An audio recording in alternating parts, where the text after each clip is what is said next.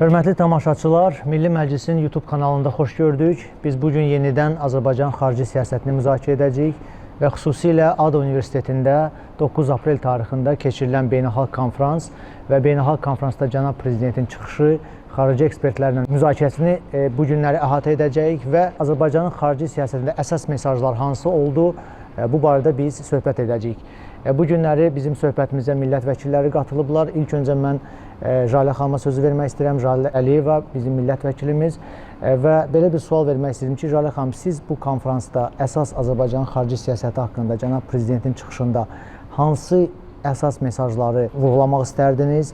Xarici siyasətimiz hansı istiqamətdə inkişaf edir və prioritetlərimiz nədir? Bu barədə söhbəti başlayaq.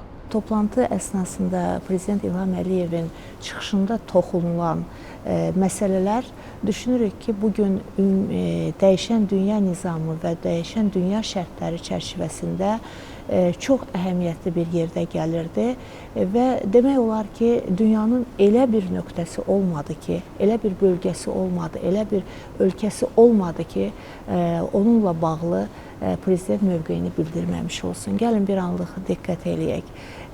Cənubi Qafqaz, Mərkəzi Asiya, Yaxın Şərq, Avropa İttifaqı, Amerika Birləşmiş Ştatları, İsrail, Türkiyə, İran, Şimali Kipr Türkiyə Respublikası, Almaniya, Gürcüstan, Afrika ölkələri, ada ölkələri, yəni bu siyahı kifayət qədər genişdir və bu ölkələrin hər biri ilə bağlı Azərbaycanın mövqeyi, Azərbaycanın xarici siyasətində əldə edilən uğurlar və bundan sonraki gözləntilər nədən ibarətdir? Bunların hər biri haqqında belə demək mümkündürsə bir diplomatiya portfeli yaradıldı növbəti dəfə prezident tərəfindən və çox əhəmiyyətli mesajlar verildi və bu mesajların hər biri düşünürəm ki, həmin sahənin hətta tədqiqatçıları üçün də çox əhəmiyyətli tezislər rolunu daşıyır.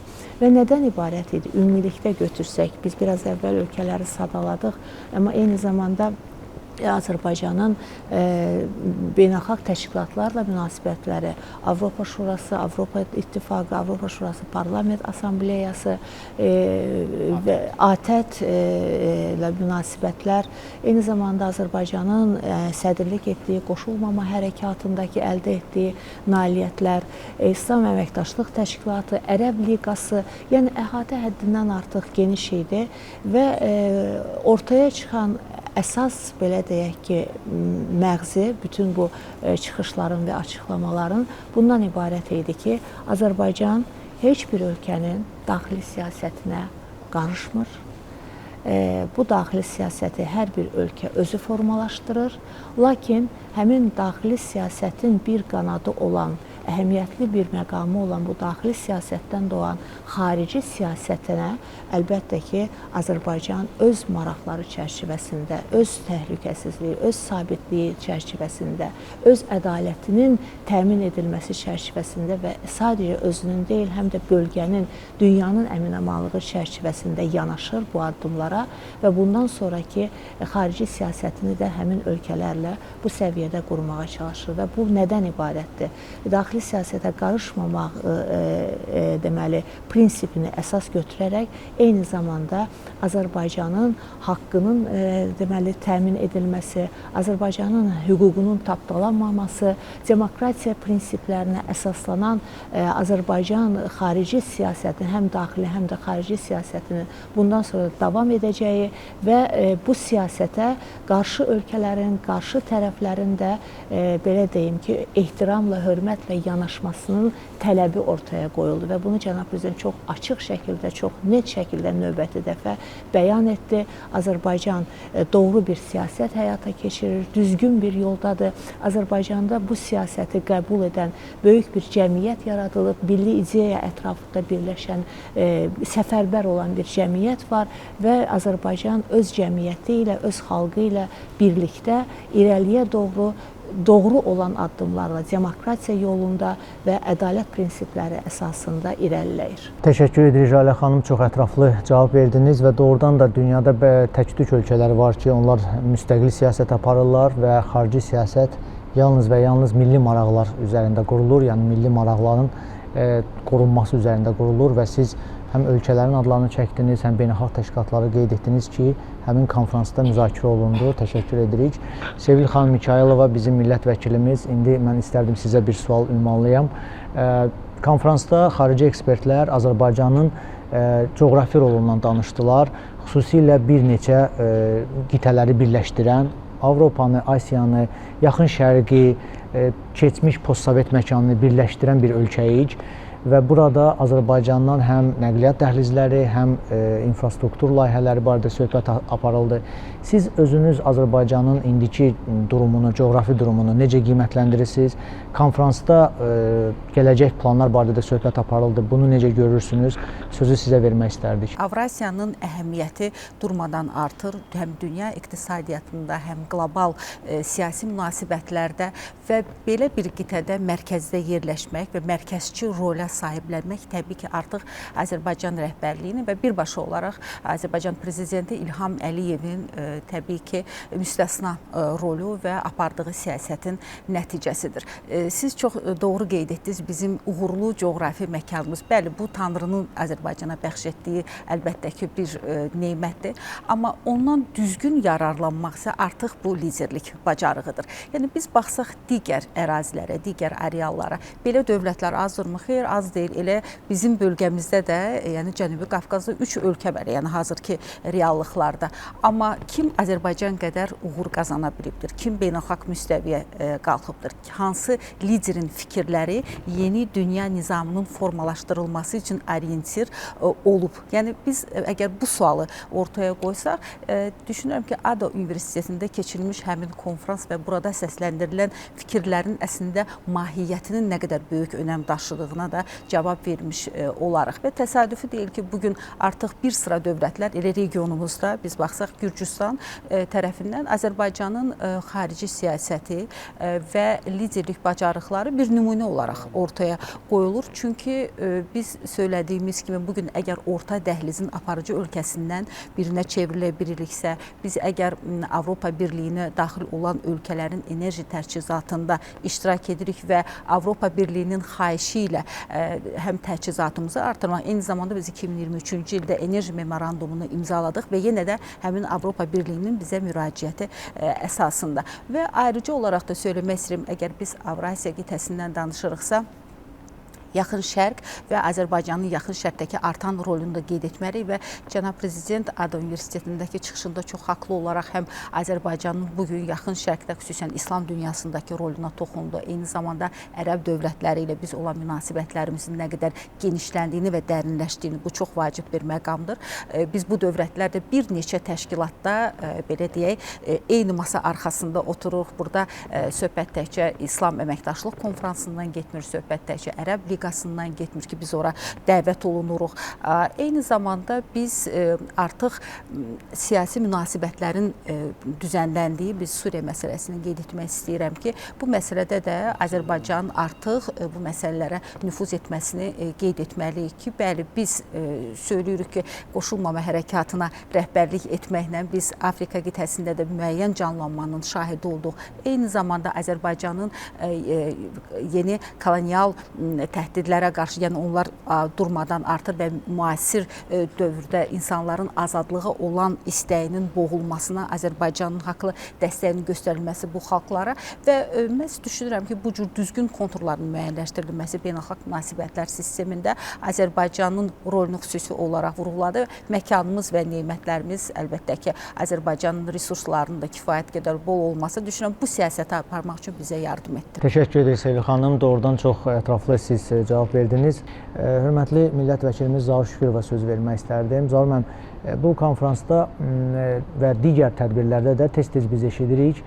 Global South, yəni qlobal cənub, artıq dəyişən dünyada cənub ölkələrin həm siyasi çəkisi, həm olan iqtisadi gücü artır və Azərbaycan da Global South, yəni cənub ölkələri ilə çox sıx əməkdaşlıq edir və bəzi hallarda da hətta onların müdafiəsinə qalxır. Məsəl üçün, bəzən ölkələri BMT-də və digər təşkilatlarda hardasa bəlkə qərəzli mövqe göstərəndə Azərbaycan həmin ölkələri müdafiə edir və bir növ artıq onların səsini qaldırır.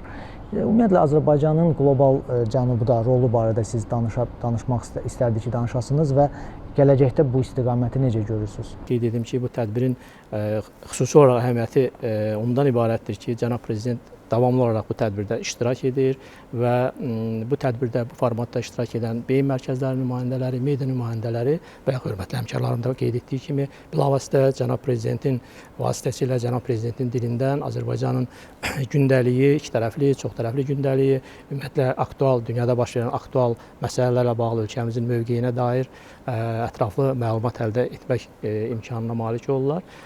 Qlobal cənubla münasibətlərə gəldikdə mən ilk öncə Azərbaycanın qoşulmama hərəkatına sədrliyi dönəmində bu regionla əməkdaşlığına diqqət çəkmək istərdim. Məlum oldu ki, Azərbaycan 2011-ci ildə qoşulmama hərəkatına üzv qəbul olunmuş və qısa müddətdən sonra Azərbaycan qoşulmama hərəkatının üzvləri 120 dövlət tərəfindən yekdiliklə qoşulmama hərəkatına sədrliyi özlərinə götürmüşdür. 2019 və 2022-ci ildə sədrlik etmiş.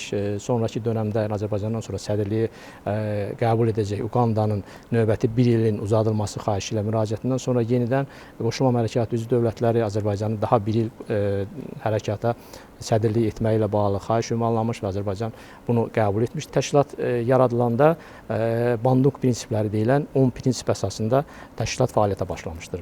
Təşkilatın bu prinsipləri bayaq Jala xanım qeyd etdi.